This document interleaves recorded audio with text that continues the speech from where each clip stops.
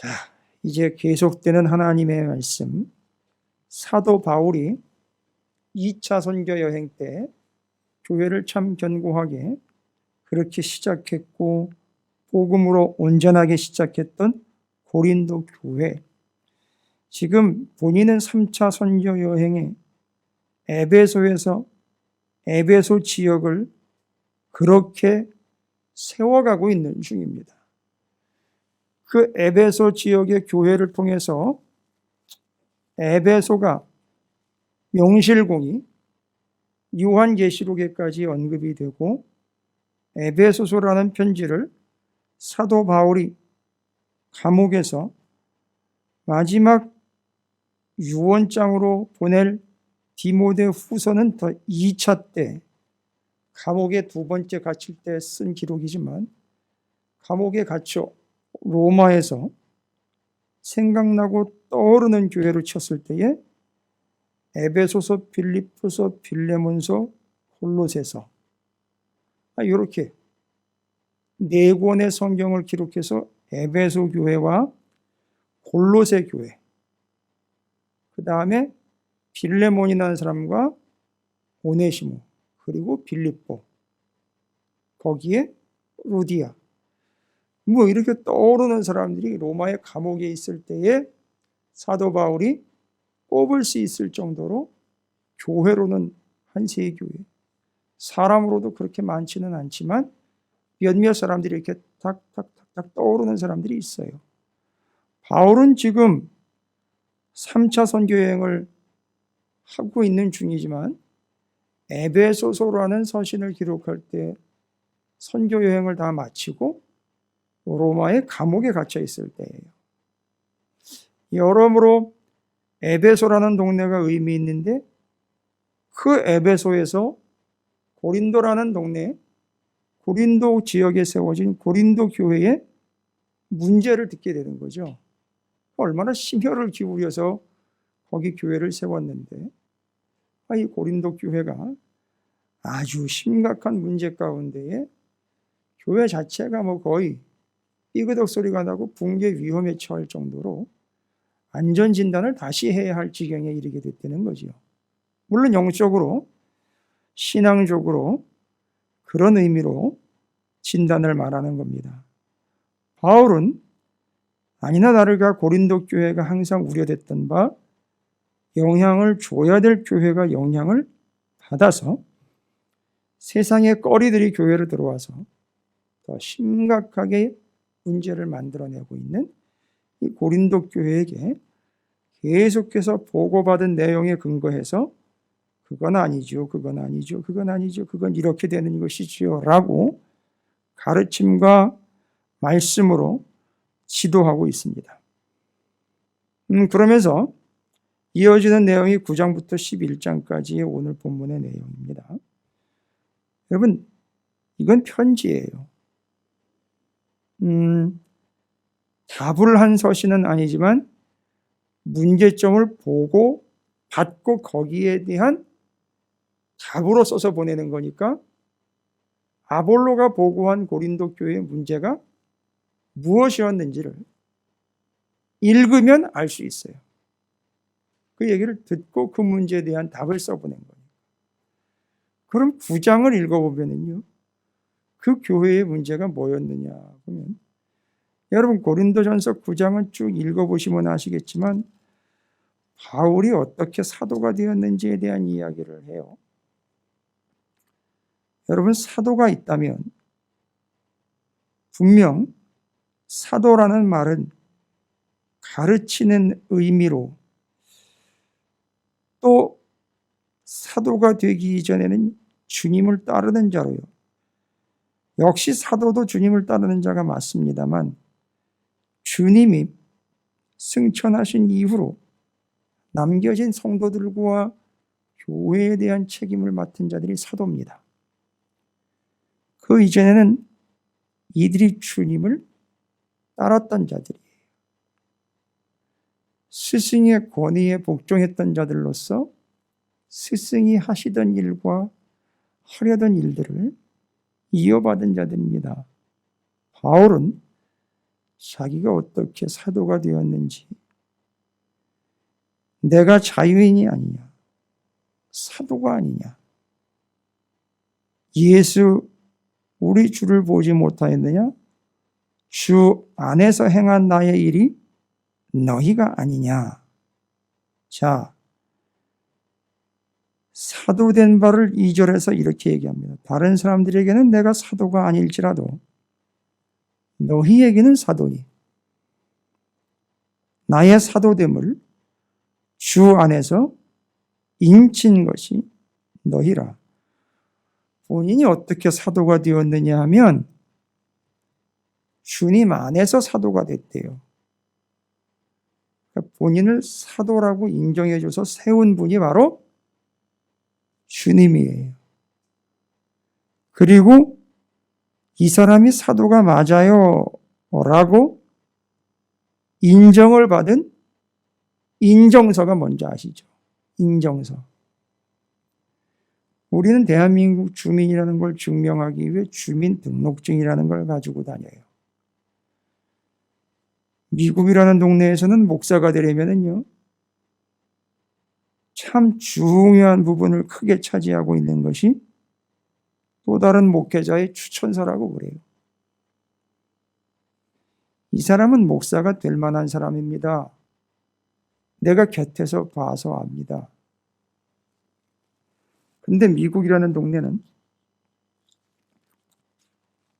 우리나라는 추천서가 크게 많은 부분을 차지하고 있지는 않습니다만 거기는 어마무시하게 큰 분량을 차지합니다.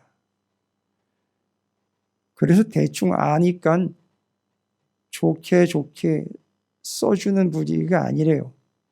정확하게 써준답니다. 장단점에서부터 시작을 해서 본인이 알고 있는 한 모든 것에 대한 분명한 정보를 추천서에서 제공해서 목회자로서 가망이 있는지 없는지까지 상대방이 판단할 수 있을 정도로. 그래서 되게 중요한 거예요. 이 사람이 목회자가 될 만하냐 아니냐를 추천서 가지고 판단을 해볼 수 있을 정도로 추천서는 대단한 거죠. 사도 바울은 주님에 의해서 사도가 된 사람이에요. 이 사람이 사도가 맞습니다라고 하는 증명서가 뭐냐? 고린도 교회라는 거예요. 그럼 어디 가서 제가 인터뷰를 부목사 시절에 면접을 좀 여러 번 봤지요. 그때마다 자기소개서하고 이력서는 분명히 들어갑니다. 그리고 누군가 추천을 해요. 그래서 그 사람의 소리를 듣고 추천을 받은 저는 가서 이야기를 합니다.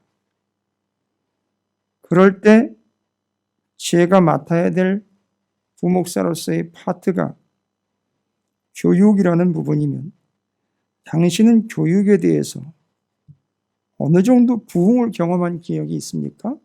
이렇게 물어요. 그때 그 부흥을 어떤 식으로 경험을 했고 어떤 방법과 어떤 측면으로 그것을 설명을 할 수 있겠습니까? 한번 설명해 보시죠 라고 이야기할 때 저는 여러 가지로 대답을 꺼내놓기보다는 그냥 한마디의 대답을 하죠. 살펴보시고 알아보시면 되겠지만 제가 어느 교회에 있을 때 이런 얘기를 해요. 그게 무슨 얘기냐? 그때 그 당시에 그 교회에서 사역을 할 때에 그때 어떤 부서에 무슨 일이 있었는데 그게 바로 제가 거기서 사역을 한 결과고 제가 거기서 사역했던 증거입니다.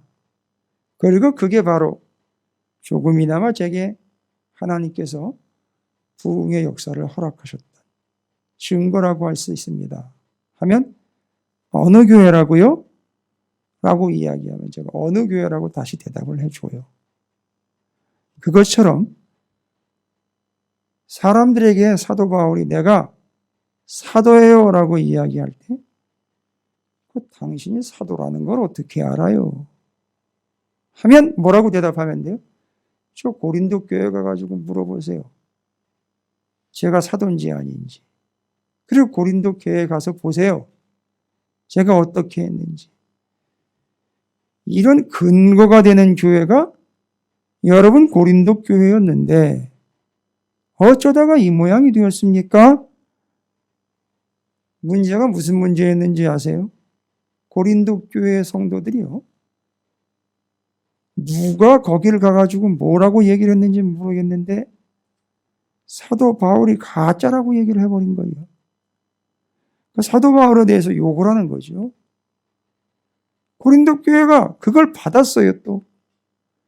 그래가지고 진짜 사도가 아닌가? 킹가 민가 하면서 또 의심을 한 거예요. 그러다 보니까 교회 안에서 사도는 이러이러해야 되는데 그러고 보니까 바울은 그렇지 않았던 것 같대. 바울을 가짜라고 의심을 하면서 바울에 대해서 인정을 하지 않는 사람들이 고린도 교회에 튀어나온 거예요. 이게 바울이 봤을 때 이게 배신이죠, 배신. 배신감에 잠을 못 이룰 정도였을 텐데 그래서 바울이 9장에다가 뭐를 적어 놓은지 아세요? 본인이 사도가 됐다라는 증거, 그 다음에 본인이 사도로서의 권리, 그 다음에 사도로서 받을 상, 요 세 가지를 다 적어놨어요.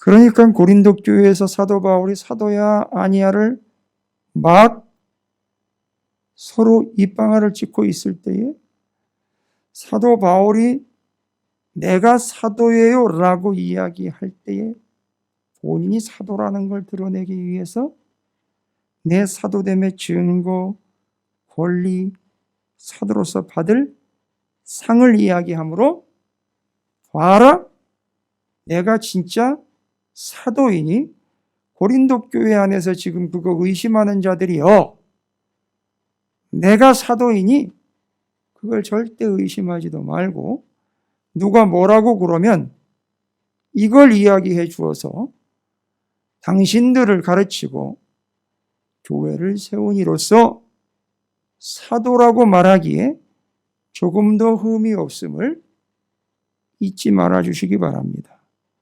그리고 나는 어디에 가서든 내 사도됨의 증거와 권리와 받을 상을 이야기함으로 나는 사도라는 걸 말하는데 조금 더 부끄럽지 않습니다. 여러분, 제가 주일날 연회도 있었고요, 지방에도 있고 다른 교파의 목사님들과의 모임도 있습니다. 그럼 거기 가서 뭐라고 저를 소개할까요? 거기 있는 분들이, 거기도 목사님들이 다 오실 거예요. 전도사님, 목사님들 오시면 처음 만나는 분들한테는 소개를 해야 될 거 아닙니까? 그럼 제가 제 자신을 뭐라고 소개해야 할까요? 예, 저 통성경 김성호입니다. 이렇게 처음부터 소개하지 않아요. 찾으시는 교회 김성호 목사입니다. 근데 여러분, 제가 찾으시는 교회 담임 목사입니다라고 이야기할 때 제가 어떨 것 같아요? 되게 창피할 것 같아요? 자랑스러워할 것 같아요? 네. 그건 교회의 상태에 따라서 다르겠죠. 교회가 한참 시끄러우면은요, 찾으시는 교회가 무겁겠죠. 그리고 뒤에 목사예요, 거기에 힘이 들어가겠죠. 그러나 찾으시는 교회가 영적으로 성숙하고 정말 믿음직하고 듬직한 교회임이 분명하다면요, 찾으시는 교회의 방점이 찍히겠죠. 저 어디 가서 자랑스럽게 얘기합니다. 제가 목사라는 증거와 목사다움의 근거는요, 가서 알아보세요. 제가 담임 목사로 섬기고 있는 바로요, 찾으시는 교회입니다. 사도 바울이 지금 내가 사도 됐다는 증거와 거기서 사도의 권리와 이제 내가 사도로서 받을 상의 모든 근거들은요, 바로 어디 있느냐? 고린도 교회에 있습니다. 라고 이야기하고 각각의 질문에 대해서 대답을 이렇게 합니다. 당신이 사도라는 증거는 뭡니까? 고린도 교회입니다. 당신이 사도로서 받을 권리는, 사도로서 받은 권리를 어떻게 행했습니까? 고린도 교회입니다. 당신이 사도로서 이 다음에 받을 상은 뭡니까? 고린도 교회입니다. 이렇게 대답을 했다는 거예요.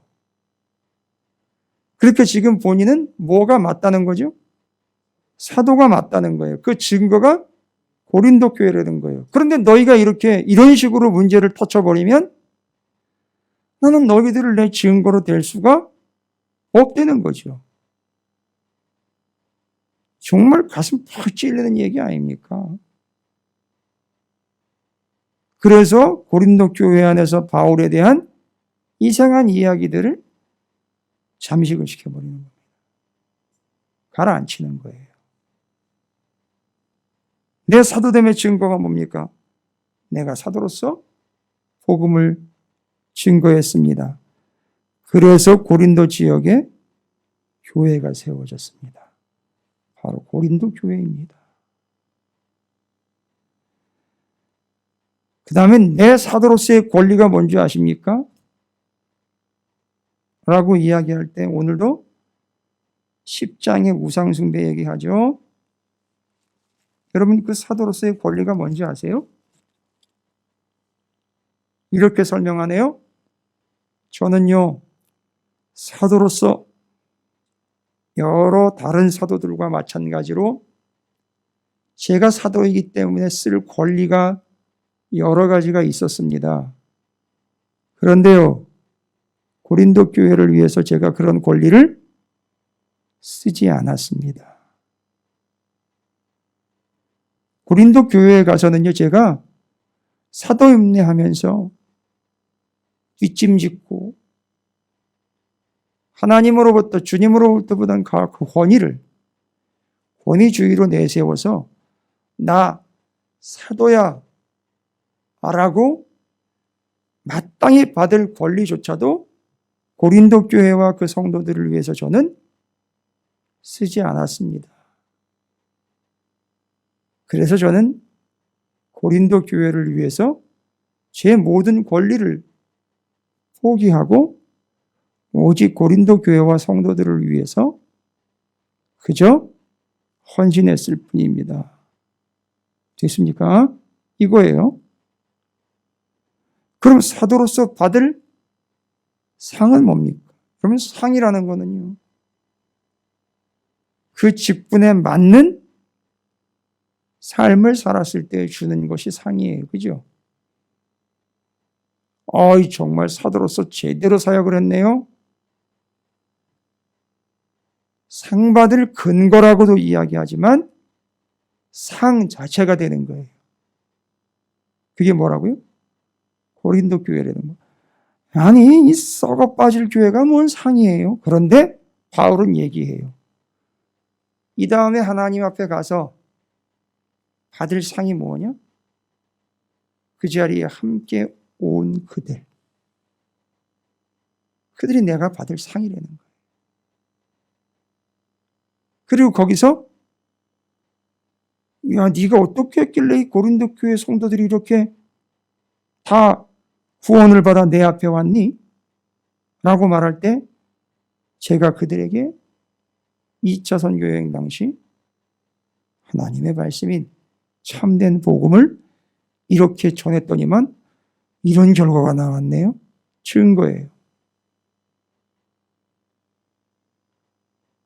아니 그래도 그렇지 어떻게 이렇게 많은 사람들이 고린도 교회가 이렇게 다 구원을 받았어요. 그 어마어마한 지역에서. 제가 거기서 사역할 때 마땅히 제가 사도로서 받을 권리가 있었지만 저는 사랑하는 여의 고린도 교회 성도들을 위해서 그 권리를 사용하지 않고 오롯이 복음으로만 제가 섬겼습니다. 해서 그들이 이렇게 구원받아 저와 함께 하나님 앞에 오게 되었습니다. 이런 얘기를 9장에다 적은 거예요. 그래서 증거고 그들을 위해 권리를 포기했고 그들에게 내가 모든 받을 것들을 다 투자해 나중에는 내가 잘했다 칭찬받고 상 받을 때 그 상이 바로 고린도 교회 성도들이라는 거예요. 그러니까 바울은 사도가 맞은 거예요. 단지 예수님을 보고 따르지 않았다고 가짜 아내 사도가 아니네 이런 얘기하지 말아달라는 거예요. 됐습니까? 그럼 제가 질문할게요. 여러분은 베드로전서에 의하면 하나님이 택하신 백성이에요. 그죠? 왕 같은 제사장이에요. 거룩한 나라예요. 하나님의 백성들이에요.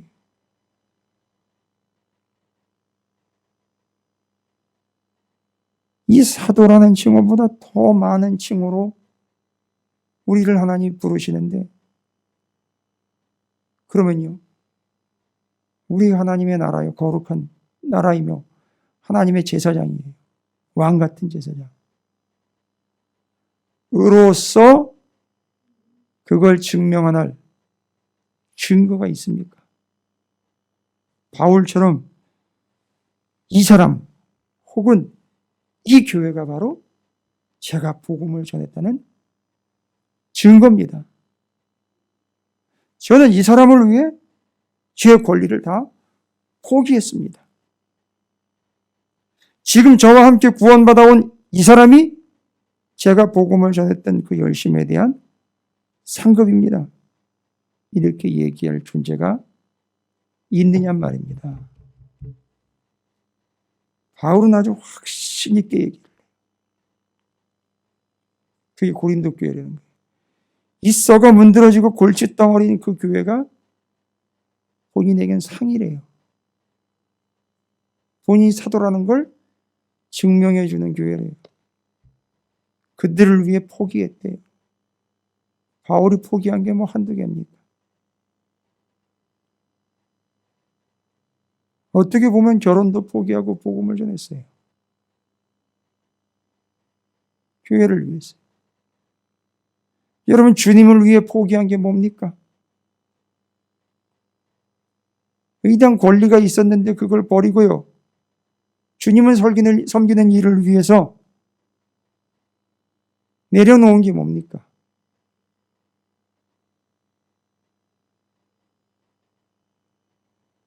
저는 내려놓음이라는 말 자체를 좋아하지는 않아요.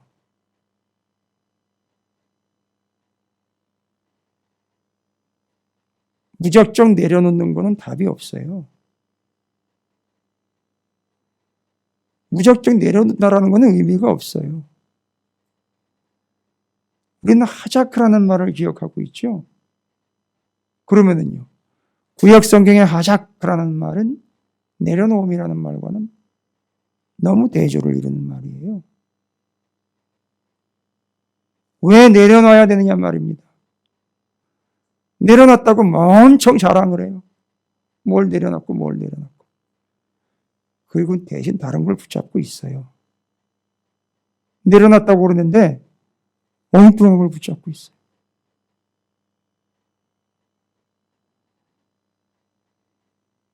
맞아요. 내려놔야 그 다음이 중요한 겁니다, 여러분. 그냥 내려놓으면서 끝나면 안 돼요.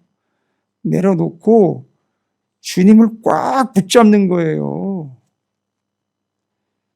그러니까 주님을 꽉 붙잡았기 때문에 다른 거 못 잡는 거라고요. 그게 내려놓음의 진정한 의미지. 가지고 있던 걸 내려놨다, 갖다 줬다, 뭐 풀었다. 그러면 그건 의미가 없어요. 정확하게 보면. 언젠가 그 사람은 다른 걸 붙잡을 거예요. 이런 의미의 본인의 권리를 포기한 게 있느냐 말입니다.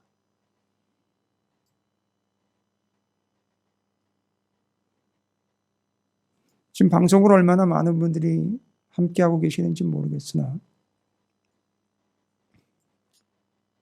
지금 여기는 많이 계시지 않으니까 유 집사님 요즘에도 골프 생각나요?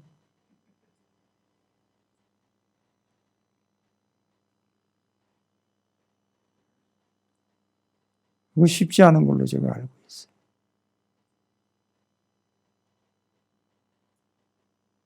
골프채 내려놓고 성경 이야기할 때 받아 쓰고 이 펜을 지금 잡았는데 쉽지 않아요.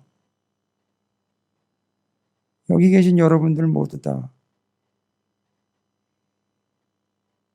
그런 고백점은 있을 거라고 봐요.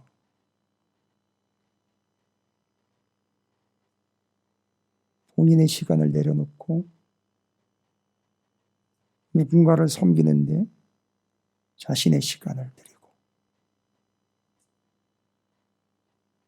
자신의 차를 갖다 대고 자신의 물질을 갖다 헌신하고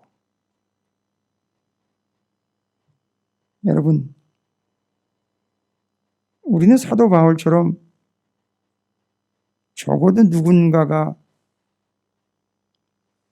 나의 성도됨의 증거, 근거, 그를 위한 권리를 보기 그가 바로 나의 상급이 되는 그런 한 사람쯤 있었으면 좋겠어요. 바울은 이렇게 9장을 본인의 마음에 있는 것을 풀어내면서 이야기하고 있어요. 여러분 19절부터 22절까지 쭉 읽어보시면 바로 얻고자 함이요 얻고자 함이요 얻고자 함이라 얻고자 함이요 구원하고자 함이니라고 계속 얘기를 해요. 이게 고린도 교회를 향해서 권리를 다 쓰지 않은 이유에 대한 설명들이에요. 18절에 권리를 다 쓰지 아니하는 것이로다. 왜냐? 내가 그 사람, 더 많은 사람을 얻고자, 유대인들을 얻고자, 율법 아래 있는 자들을 얻고자, 율법 없는 자들을 얻고자, 약한 자들을 얻고자, 아무쪼록 몇 사람이도 구원하고자. 우리 찾으시는 교회와 사랑하는 성도 여러분들이 바울과 같은 고백에 본인들이 되시기를 주님의 이름으로 축복합니다. 그게 바로 우리 고린도 교회라고 얘기를 했으니 고린도 교회 성도들은 이제 그때 바울이 와가지고 복음을 전했던 그때가 생각나겠죠.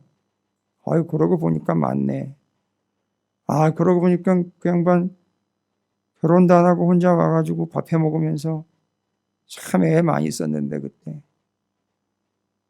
아 그러고 보니까 그때 내 대신 아이 맞네. 그분이 사도가 맞네. 이렇게 되는 거예요. 처음 갔던 교회는 얘기 못하죠. 그러나 거기서 사역을 하면서 성도들과 함께 증명해냅니다. 그래서 왜 사도의 권리라는 타이틀이 들어가 있는지 아시겠죠? 그 교회에서 사도 바울에 대한 오해가 있었기에 그걸 푸는 거예요. 그리고 그거에 대한 답으로 이렇게 은혜스럽게 우리 성도됨의 증거와 권리 포기와 받을 상이 여러분에게도 이토록 정확하게 기억되고 기록되기를 주님의 이름으로 축복합니다. 10장으로 넘어가면은요, 고린도 교회가 가지고 있었던 문제 중에 빼도 박도 못하는 문제죠. 고린도 지역에 있었던 우상이 교회 안으로 들어와 우상 숭배가 만연해지고 있는 바로 그 당시 사도 바울은 우상 숭배에 빠져버린 그들을 다시 정신 차리라고 권면을 하면서 우상에게 바쳐진 재물 먹는 문제들, 이런 것들 이야기하면서 말하지요. 연약한 자들을 위해서 먹지 않는 것, 부족한 자들을 위해서 권리를 포기하는 것, 쓰지 않는 것, 내려놓는 것, 사용하지 않는 것 얘기하는 거예요. 그리고 원칙을 세워줍니다. 그 원칙은 이미 바울이 복음을 통해서 기록해주고 가르쳤던 거죠. 우상숭배 문제에 대한 답을 10장 23절 이후로 답으로 기록을 해준 거예요. 너희는 하나님 외에 다른 것들을 위하여, 다른 것에 심취되어 다른 것들을 향하여, 다른 것들에게 예배하며 절하며 의지하거나 신뢰하거나 기대어서는 안 된다. 23절부터 다시 읽어볼게요. 10장 23절. 그 문제에 대한 답이에요. 모든 것이 가하나 모든 것이 유익한 것은 아니요. 모든 것이 가하나 모든 것이 덕을 세우는 것은 아니니 누구든지 자기의 유익을 구하지 말고 남의 유익을 구하라. 이건 지금 아까 사도로서의 권리 포기의 내용에 다 나와 있고 우상에게 드려졌던 재물 먹는 문제들 다 이런 측면에서 설명 끝났어요. 무릇 시장에서 파는 것은 양심을 위하여 묻지 말고 먹으라. 이는 땅과 거기 충만한 것이 주의 것임이라. 다시 나오지요. 불신자 중 누가 너희를 청할 때에 너희가 가고자 하거든 너희 앞에 차려놓은 것은 무엇이든지 양심을 위하여 묻지 말고 먹으라. 누가 너희에게 이것이 재물이라 말하거든 알게 한 자와 그 양심을 위하여 먹지 말라. 내 자신을 위해서는 먹어도 된다는 얘기죠. 왜요? 이미 신앙적으로 기준이 있고 근거가 있기에 양심에 찔린다, 안 찔린다? 안 찔려요. 문제는 그거를 알게 해준 다른 사람이에요. 다른 사람이 바울을 보고 바울이 믿음으로 우상에게 드려졌던 재물을 먹어버렸어요. 먹는 건 바울인데 이상하게 두렵고 떨리는 몫은 그 사람 몫이에요. 그 사람의 양심이 떨리고 있는 거죠. 그러면은요, 어떻게 하래요? 그 사람의 양심을 위하여 먹지 말라는 거죠. 내가 말한 양심은 너희의 것이 아니요. 남의 것이니. 무슨 얘기인지 아시겠죠? 남의 양심을 위해서 먹지 말라는 거예요. 어찌하여 내 자유가 남의 양심으로 말미암아 판단을 받으리요. 만일 내가 감사함으로 참여하면 어찌하여 내가 감사하는 것에 대하여 비방을 받으리요. 그런즉 너희가 먹든지 마시든지 보세요. 무엇을 하든지 다 하나님의 영광을 위하여 하라. 여러분, 아까 그 믿음이 약한 새 가족을 위해 먹지 않은 것은요, 그 사람을 위한 게 아니라 결국 그게 누구를 위한 거라는 거죠? 하나님의 영광을 위한 거라는 거예요. 됐죠? 원칙은 하나님의 영광이에요. 방법은 그 사람의 양심을 살피려는 거예요. 그 사람이 찔려하고 힘들어하면 먹지 말라는 거예요. 그러나 그게 모두가 다 하나님의 영광을 위한 거예요. 이 문제는 왜 생긴 거라고요? 우상 때문에 생긴 거예요. 우상에게 바쳐진 걸 먹느냐 안 먹느냐의 문제 때문에 생긴 거예요.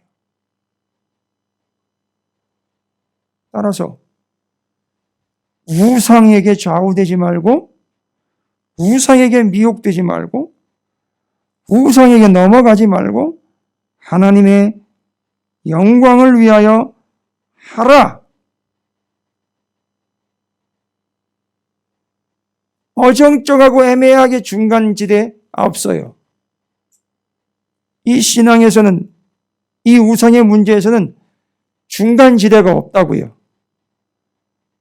양심으로, 믿음으로 먹는 거예요. 걱정 없이요.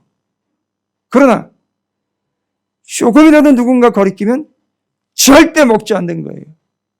명확하게 둘 중 하나를 선택하면 돼요. 우물쭈물 어정쩡할 필요가 없다는 거죠. 그게 다 하나님의 영광인 거예요. 원칙은 하나님의 영광을 위한 겁니다. 31절부터 33절까지 그런즉 너희가 먹든지 마시든지 무엇을 하든지 다 하나님의 영광을 위하여 하라. 유대인에게나 헬라인에게나 하나님의 교회에나 거치는 자가 되지 말고 나와 같이 모든 일에 모든 사람을 기쁘게 하여 자신의 유익을 구하지 아니하고 많은 사람의 유익을 구하여 그들로 구원을 받게 하라. 이게 하나님의 영광인 거예요. 하나님의 영광, 그 안에 본질로 들어가면 교회와 사람들과 이 땅에 유익함이라는 근거가 있다는 거예요.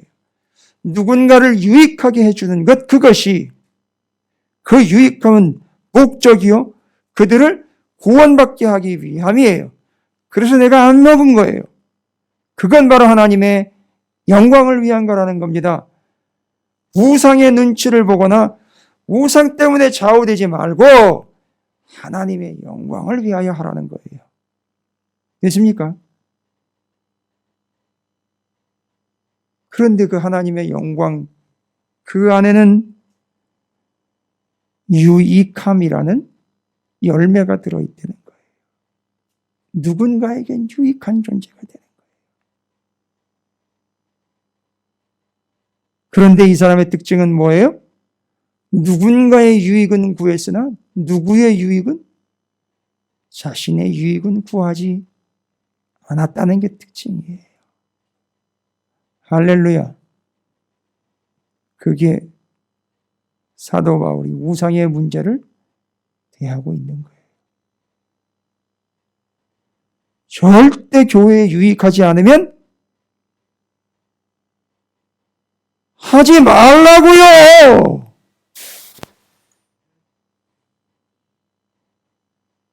그 사람을 위해, 그 사람의 구원을 위해서는요,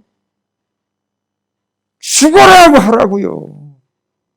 중간 없어요. 제가 제 아내한테 걱정스러운 이야기 하나 했었어요.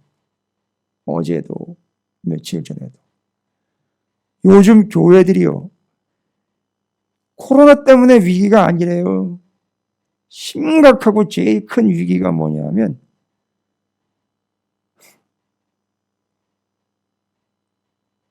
좌우,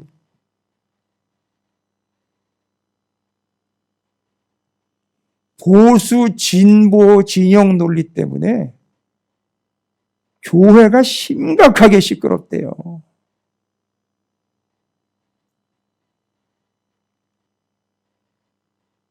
실제로 그런 일들이 지금 일어나고 있어요. 강대상에서 저 목사님 설교 듣기 싫어가지고 교회 가기 싫다는 얘기. 알고 봤더니 편향적 설교를 하는 거지요. 뭐. 아니 왜 편향적 설교를 합니까? 그냥 말씀을 전해야죠. 심각하대요, 여러분. 기도 많이 하셔야 돼요. 교회 안으로 그 문제 들어오면은요, 대박 나는 겁니다. 터지는 거예요. 우리 정신 차려야 됩니다. 좋은 게 아니에요.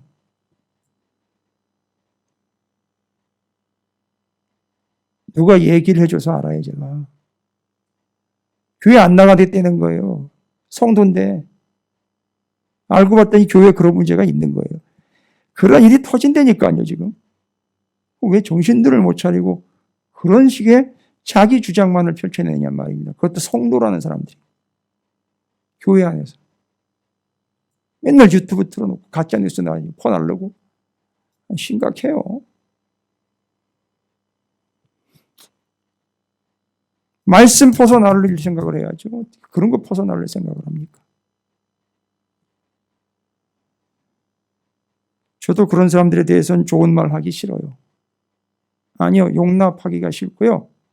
말하기가 싫어요. 자신의 유익을 구하지 않고 다른 이의 유익을 구하는 사도 바울. 우상의 문제, 아니요, 하나님의 영광을 위해서 하라는 거예요. 무엇이든지요. 그것 때문에 상처받는 사람이나 마음 아픈 사람이 있으면 절대 하지 말라고. 절대. 그 사람 구원을 위해서라면요, 목숨 걸고 하라는 거예요. 아까 뭐가 없다 그랬죠? 애매모호한 회색지대, 중간지대 없어요. 어정쩡한 거 안 됩니다. 끝으로요. 그러니까 지금 고린도 교회가 심각하다는 거예요. 그런 문제 때문에. 갈려가지고 싸우고 있는 거예요, 지금. 화벌 얘기 처음에 나왔죠? 화벌 얘기 나왔잖아요. 똑같은 거예요, 지금. 지금 교회 안에 무슨 당 이게 나와가지고 정치적으로 색깔이 다 다른 거예요. 여러분, 그거 끝나요, 그냥. 그런 문제에 대해서 답이 다 나왔어요, 벌써. 사도로서의 증거, 권리복이 받을 상 얘기했고, 하나님의 영광을 위해서라는 원칙 나왔어요. 끝으로 11장은요.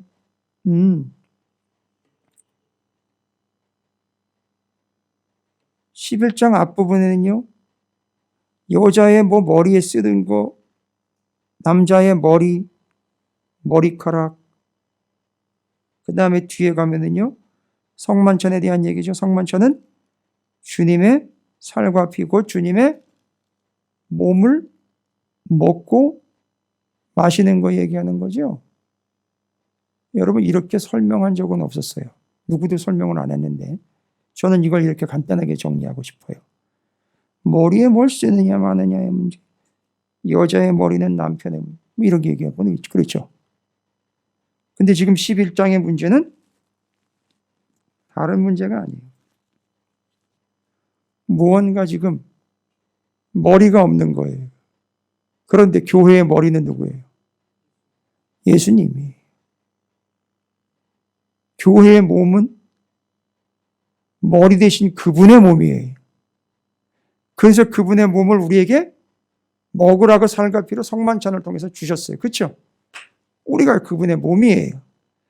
몸은요, 머리가 따르는 대로, 머리가 지시하는 대로 따르면 되는 거예요. 그렇죠? 머리에 뭐 쓰고 안 쓰고 여자 남자 얘기를 통해서 했지만 결론은 뭐냐? 주님이 머리가 되시면 되는 거예요. 그러니까 이 고린도 교회 안에 지금 상당히 시끄러운 이유는 교회 안에 상당히 많아요. 뭐가 많아요? 머리가 많다는 거지. 됐죠? 그러니까 머리는 딱 하나예요. 예수 그리스도예요. 그리고 그분은 그분의 뭐를 내줬어요? 몸을 내어줬어요. 성만찬 받으면서 다른 걸 생각하지 말라는 거예요. 그분이 머리이니 답은 하나, 예수 그리스도. 그분만 따르지 다른 거 이랬다 저랬다 따라다니지 말아라. 그리고 주님의 몸과 그 살과 피를 내어 주었으니 그것보다 더 큰 은혜가 어디 있느냐. 주님만 따르라는 거예요. 따라서 교회는 명확하게 정리 다 끝내는 거예요. 그렇죠? 뭐라고요? 머리이신 그리스도, 그의 몸인 교회가 오직 예수 그리스도만 섬기고 따르며 기억함이라. 할렐루야. 다른 머리는 없다. 다른 머리 얘기하면은요, 망나니 나오죠. 망나니는요, 머리를 잘라 다른 머리 갖다 붙이는 거죠. 교회 안에서 예수 말고 다른 걸 이야기하거나 주장하거나 따르거나 의지하거나 신뢰하는 것은요, 우상의 우상을 넘어서 머리를 교체해 다른 머리가 올라가 있는 바로 그 행위죠. 그래서 교회 안에서 그런 행위를 하는 사람들을 세 글자로 망난이라고 그랬어요. 그건 직분에도 없는 건데 망나니가 등장을 한 거예요. 다른 머리를 붙이고 다니는 자, 망나니. 교회 안에, 고린도 교회 안에 그런 문제가 있었습니다. 해결 방법은 뭐지요? 오직 예수. 머리이신 그분 아래, 그분 안으로 들어가 그의 살과 피를 먹고 마심으로 그분만 섬기며 그분만을 기억하는 것. 11장 쭉 읽어보세요. 그 머리 이야기하다가 몸 나누어 주시는 성만찬으로 가 주의 머리, 몸, 교회 정리 끝납니다. 고린도 교회가 이런 사실들을 잠깐 잊었을까 싶어 바울은 다시 교회론을 얘기합니다. 그리고 그 고린도에 바로 그 교회론을 에베소에서 써서 보내요.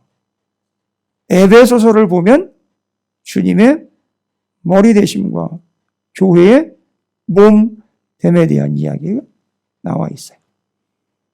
됐죠? 한참 그거 가르칠 때 그 문제가 보고가 됐던 것 같아요. 그래서 그때 바울이 교회론을 그것 자체로서 고린도 교회 문제에다가 답으로 보낸 거예요. 정리됐죠? 9장, 10장, 11장 통해서 고린도 교회 문제가 뭔지 나왔어요. 그거에 대한 답을 다 주었습니다. 됐죠? 정리 끝났습니다. 여러분, 우리 찾으시는 교회가 그렇게 증거요, 근거가 되는 교회가 되기를 주님의 이름으로 축복합니다. 오직 주님께만 영광을 돌리는 교회가 되기를 바랍니다. 찾으시는 교회는 주님의 몸이고 이 교회는 머리이신 주님 안에 절대 벗어나지 않고 그분의 명령에 복종하여 그분을 기억하고 섬기며 따르는 진정한 교회가 되기를 주님의 이름으로 축복합니다.